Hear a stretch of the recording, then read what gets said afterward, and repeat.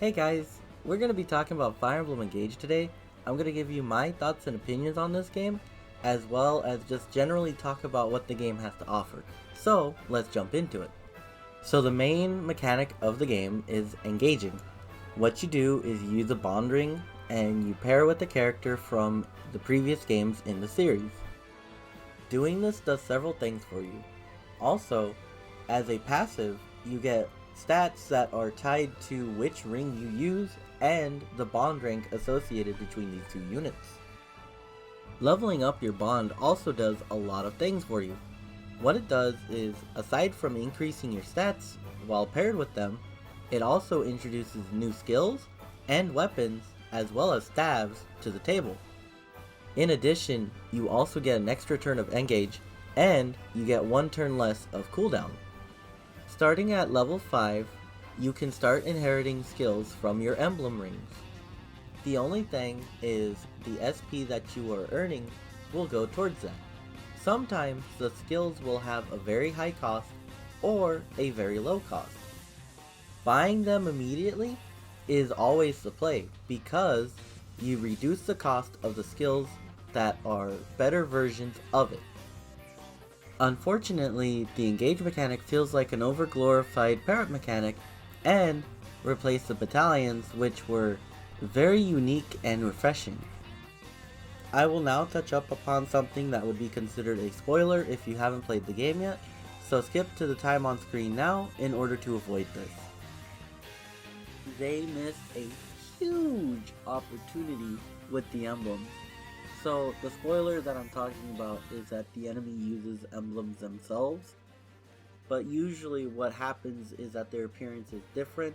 They don black clothing, red hair, and red eyes. But the opportunity that they had that was so cool and would have been is they could have used the main enemy / bosses from those games. So an example is Celica. They could have had Jetta.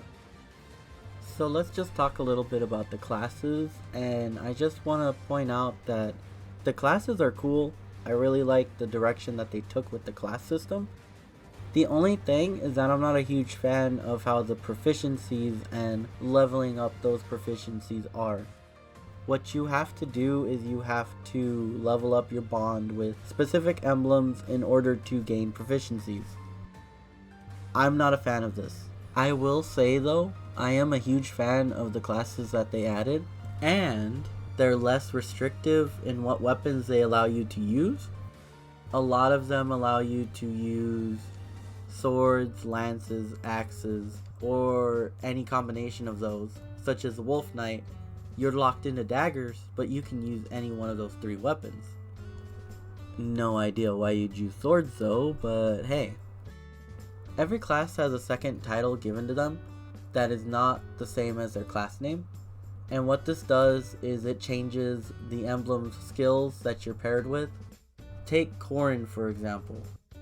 What happens is, with any other unit type other than dragon, you get 1 dragon vein effect of that class choice. But with dragon, you get to choose which effect that you get. It's actually very interesting how they chose to handle that. One last thing before I go on, the backup system. It's important for bosses, but at the same time, in general play, it more so screws you over than the enemy. So the way that this works, backup units, if they are in range to attack a unit, they will join in on an attack from another unit. What this means is that they have 80% accuracy, and they do 10% of the max health of the unit they're attacking. What this essentially means is that someone like Louis, who has very good physical defense, will now take 10% of his HP in damage. One new mechanic that they have added to the game is something called Revival Stones. What these do is when a unit reaches 0 HP and would normally die, the crystal gets used instead and the unit revives back to full health. This can be used by the DLC ring Tiki or its enemy only. One last thing that I would like to touch up on is the music. The music itself is good, but it's not Fire Emblem. It's not what we expect from the games as a whole. Sometimes the music itself kind of misses the beat. And by that, what I mean is that the music just does not have the feeling that it should in that general time. For example, the Corrupted theme doesn't belong in a game like this. Now, it made sense in Fire Emblem 3 Houses because you went to a place that was called Shambhala, which was very technologically advanced. What is with this UI? Like, it has your attack, speed, defense, res, your hit rate, and your voice. Okay, that's all stuff that you need to know. But you know what else you need to know? You need to know your luck stat. You also need to know how much your weapon's doing. Like, for some reason, they simplified it to the point of it being unsimplified. Why on earth is it that when you inspect a weapon, it doesn't tell you the weapon's might, the weapon's hit, the weapon's weight, and any other pertaining information such as crit, avoid, dodge, any additional stat buffs that it gives? Why does it not do that by itself naturally? And I know I'm scatterbrained on this, but also one last thing. Battle preparations. Why is there no blacksmith in the battle preps? Why is there only armory and shop? So my final thoughts on this game is that this game is really good. It's a lot of fun for a Fire Emblem game, and if you are a fan, I would recommend getting it. The only thing is that its gameplay very similar to what we've come to expect from modern Fire Emblem titles. There's not a lot of map gimmicks, which some could see as bad. I think they're good. And then on top of that, characters just kind of got shafted in the supports. This game thankfully does not force you to use the engage mechanic, but if you don't, you're heavily limited in what you can do, which sucks. With that being said, thank you guys for watching. Please like if you liked it, comment if you have any differing opinions. Let's debate it. And also, if you dislike it, why not? As well as that, subscribe if you want to see more. And here comes the end screen. Hey guys, you've reached the end screen. If you've made it this far, that means you've reached the end of the video.